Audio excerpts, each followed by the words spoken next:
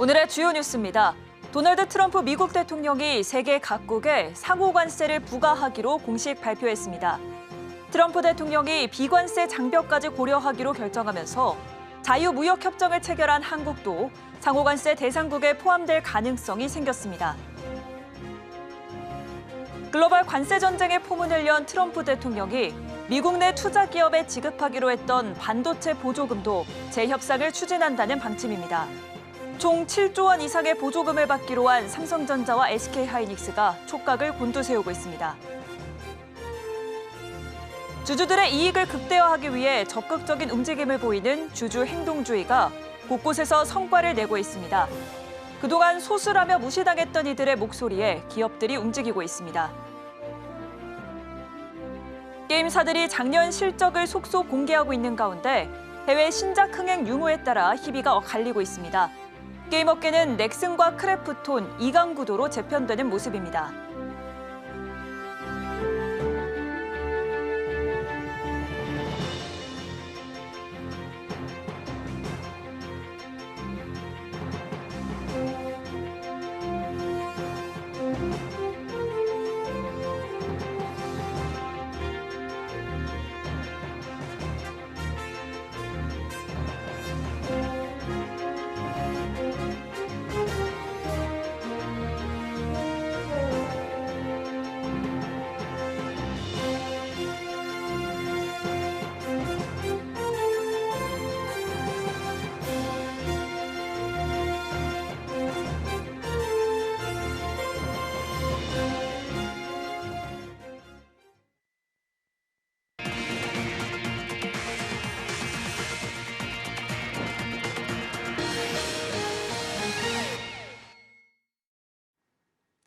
여러분 안녕하십니까?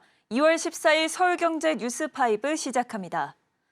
도널드 트럼프 미국 대통령이 현지 시간 13일 세계 각국에 상호 관세를 부과하기로 공식 발표했습니다. 각국이 미국 상품에 적용하는 관세율만큼 미국도 상대국 상품에 관세를 부과하겠다는 건데요. 미국과 자유무역 협정을 체결한 한국은 대부분 상품이 무관세인 상태지만 트럼프 대통령이 비관세 장벽까지 고려하기로 결정하면서 상호관세 대상국에 포함될 가능성이 생겼습니다. 이해란 기자입니다. 트럼프 미국 대통령이 13일 각국의 관세와 비과세 장벽을 두루 감안해 상호관세를 부과하겠다고 발표했습니다.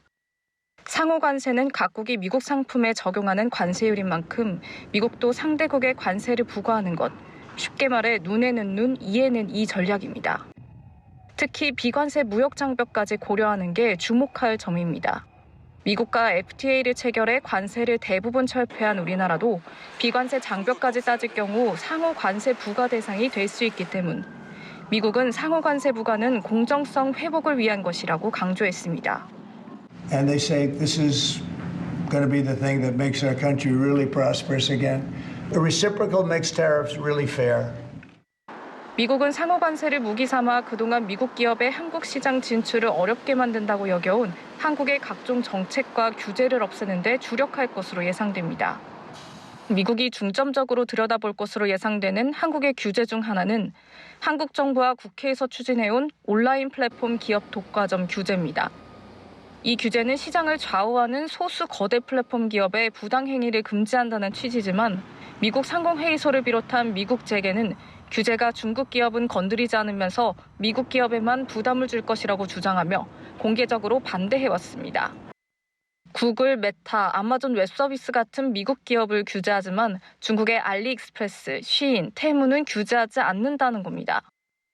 미국이 각국의 상호관세를 4월 초 부과하기로 하면서 우리 정부는 국내 기업의 대미 투자 등으로 미국 경제에 기여하는 부분을 강조하며 협상에 나설 것으로 보입니다. 서울경제TV 이해란입니다. 트럼프 대통령이 상호 관세 카드를 꺼내들며 글로벌 관세 전쟁을 본격화한 가운데 미국 내 투자 기업에 지급하기로 했던 반도체 보조금도 재협상을 추진한다는 방침입니다. 총 7조 원 이상의 보조금을 받기로 한 삼성전자와 SK하이닉스도 영향을 받을 수 있다는 관측이 나옵니다. 김혜영 기자입니다.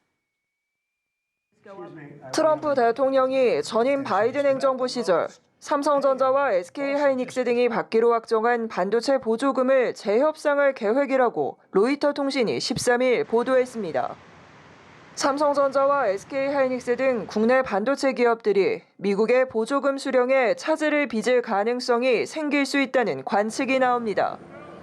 지난해 12월 삼성전자는 47억 4,500만 달러, SK하이닉스는 최대 4억 5,800만 달러의 보조금을 받기로 계약했습니다.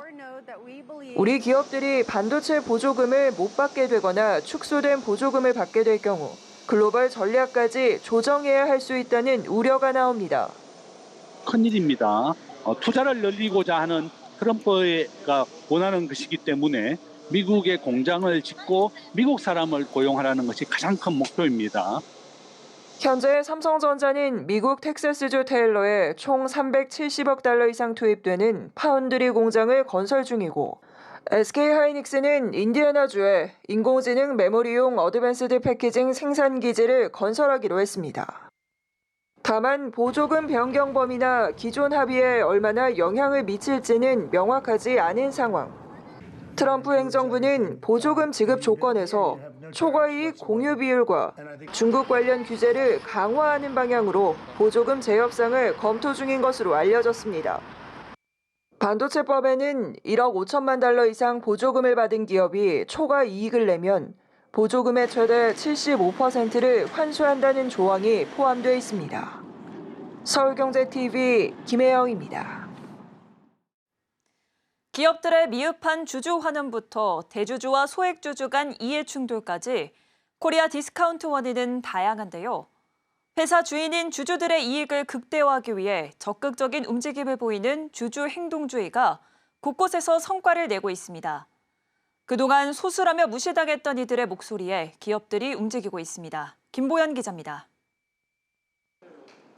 행동주의 투자자의 존재감이 커지면서 기업들도 적극적으로 주주 환원을 확대하고 있습니다. 대표적인 주주 환원 정책으론 현금, 현물 배당과 자사주 소각이 꼽힙니다. 오늘 NHNKCP가 주주 이익 확대를 위해 주당 100원의 배당금과 자사주 95만 주를 매입하는 내용을 담은 총 107억 원 규모의 주주 환원 계획을 공시했습니다. 이날 현대모비스도 주주가치 제고를 위한 2,910억 원 규모의 자사주 매입 및 소각을 결정했습니다. 이마트는 배당금 확대 및 자사주 소각은 물론 신규 점포 개점과 물류체계 개선도 약속했습니다. 이 같은 내용이 담긴 중장기 주주 환원 정책은 행동주의 투자자가 제기했던 요구였습니다.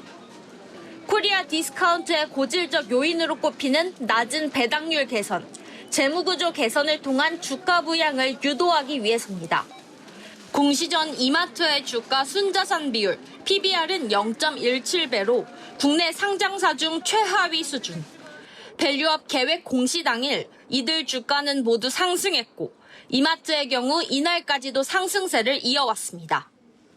행동주의 투자자는 경우에 따라 집중투표제, 권고적 주주 제한권 도입 등 기업 내부 경영에도 적극적으로 개입하기도 합니다. 개인 투자자 대상 IR 정례화를 제한하면서 행동주의 펀드 못지않은 영향력을 나타내고 있는 겁니다. 다만 미국처럼 우리 증시도 선진화되고 있다는 평가와 함께 장기적인 주주가치 제고까진 이어지지 않는다는 비판도 함께 나오고 있습니다. 서울경제TV 김보연입니다.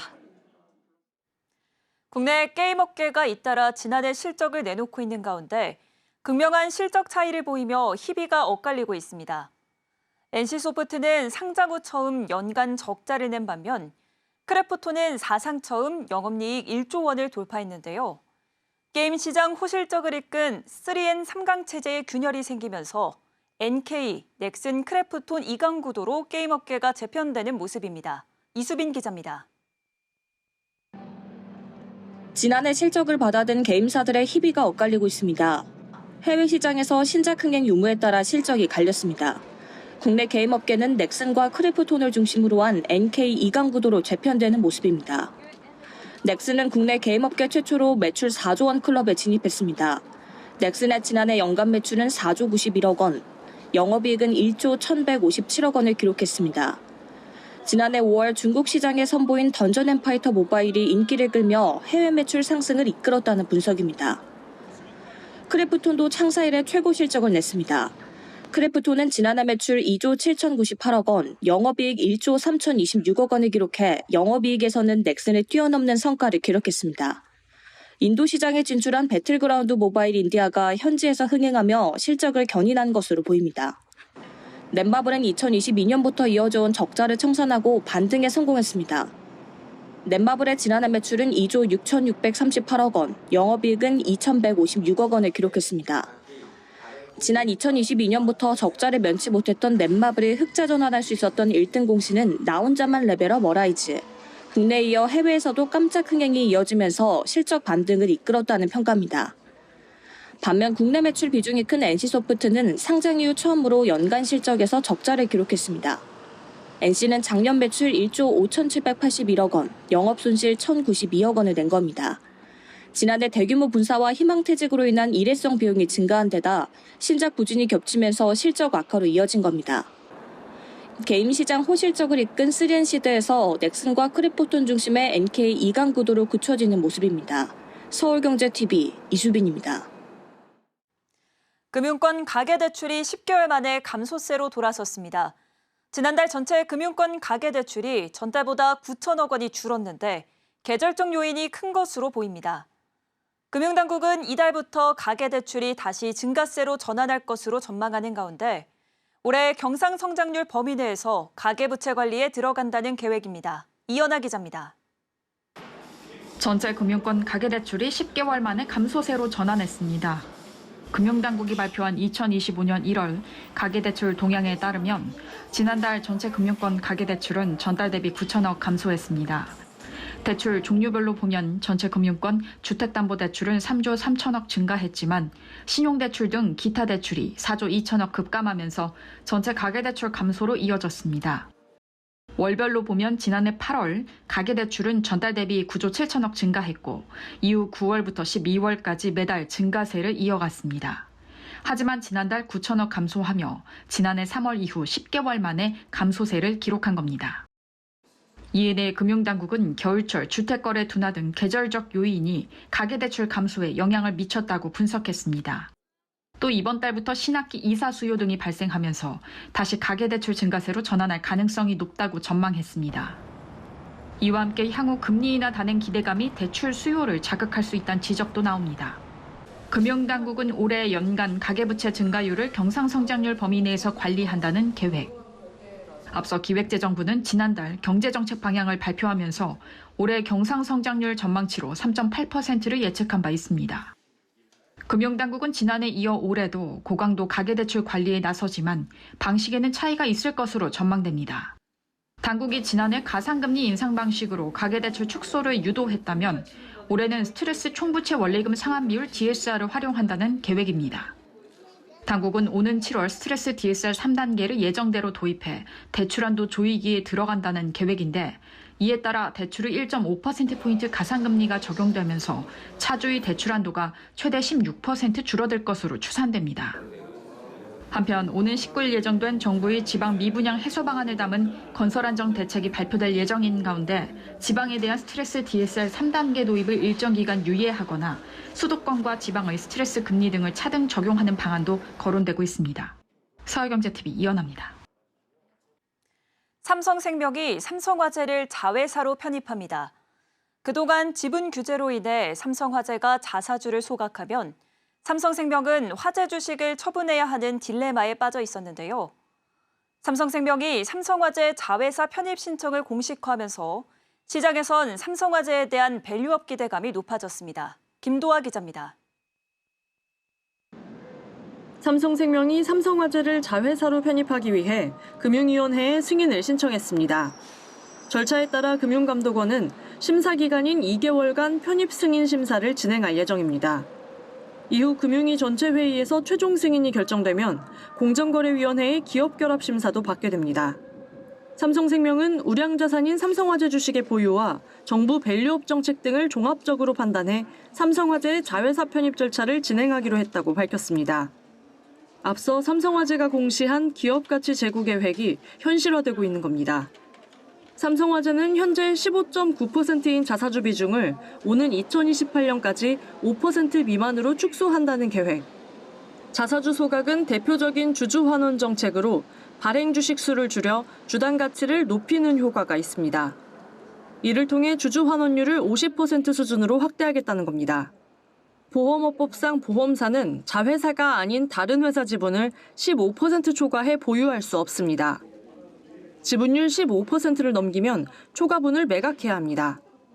삼성생명은 삼성화재 지분 14.98%를 보유한 최대 주주로 삼성화재가 자사주를 소각하면 지분율이 16.93%까지 오르는 문제가 있습니다. 하지만 삼성생명이 화재를 자회사로 품을 경우 보험업법 위반 리스크가 해소됩니다. 삼성화재의 밸류업 스케줄도 구체화됐습니다. 삼성화재는 최근 컨퍼런스콜에서 다음 달 19일 열리는 주주총회 이후인 4월 중 자사주를 소각할 예정이라고 밝혔습니다.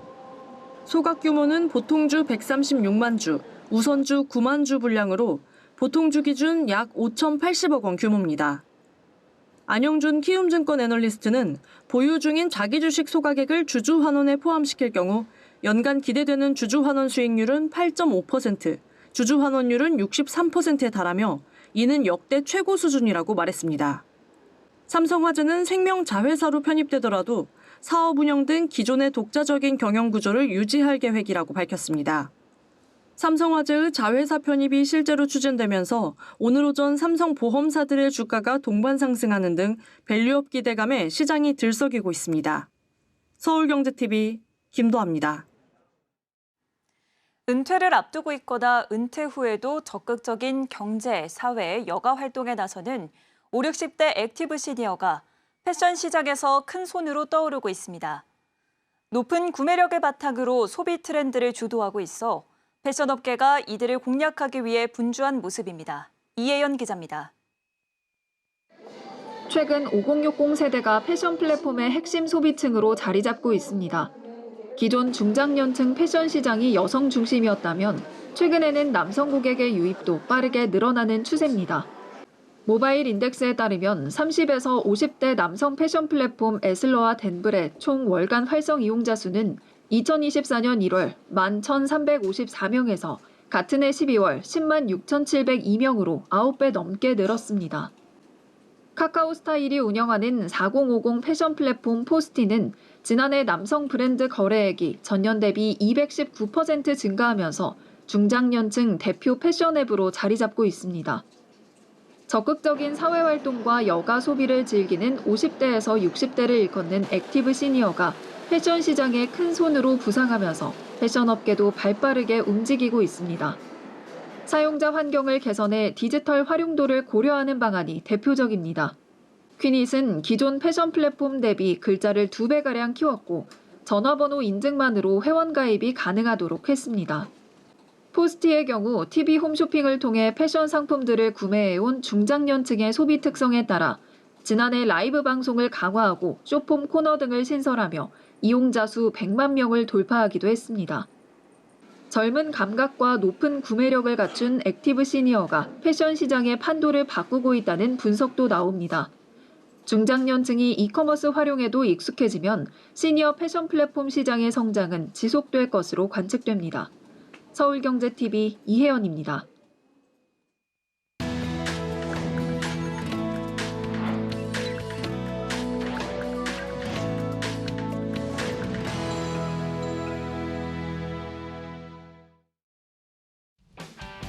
위클리비즈 유여온입니다.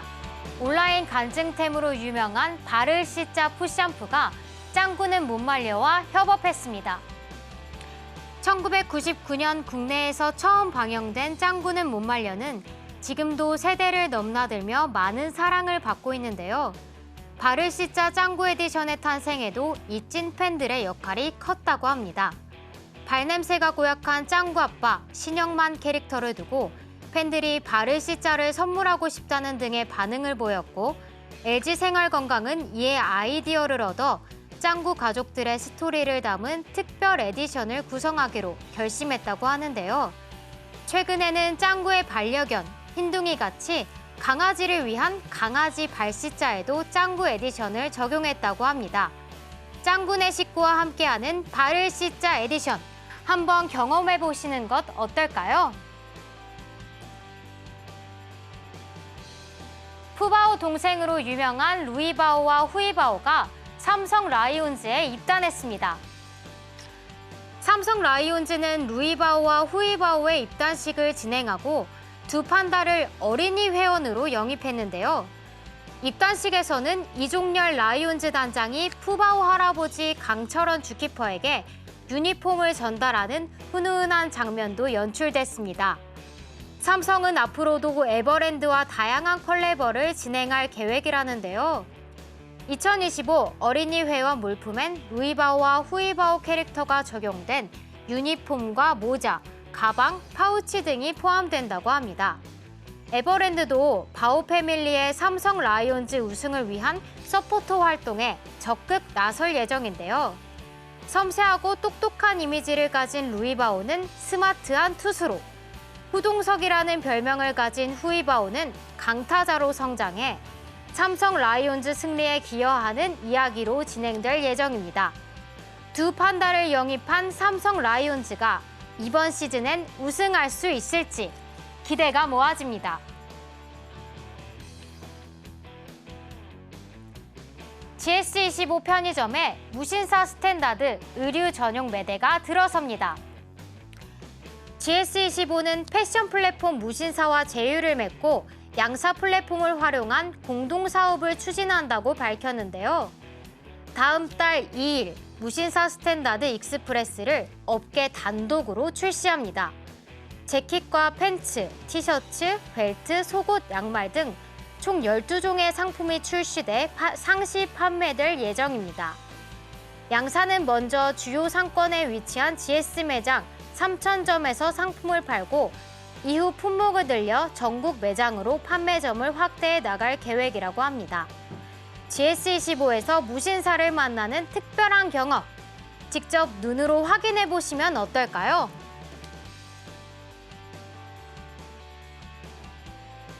매일 오후 6시 11번가가 60분간 진행하는 새로운 쇼핑 행사 60분 러시를 진행합니다. 11번가 MD가 상품성과 구매 리뷰, 가성비 등을 따져 직접 제품을 선정하고 하루 3개씩 온라인 최저가 수준에 판매한다고 하는데요. 지난해 9월 시작한 10분 러시와 더불어 오전과 오후 하루 2차례 초특가 상품을 선보입니다. 이외에도 매달 10일과 20일, 30일에는 오전 10시부터 10분간 10개의 특가 상품을 판매하는 10분 러시데이도 운영합니다. 고물가 시대 속 11번가가 제공하는 최적의 쇼핑 경험, 10분 러시와 60분 러시를 통해 필요했던 상품을 합리적인 가격에 구매해보시는 것 어떨까요? 위클리 비즈였습니다.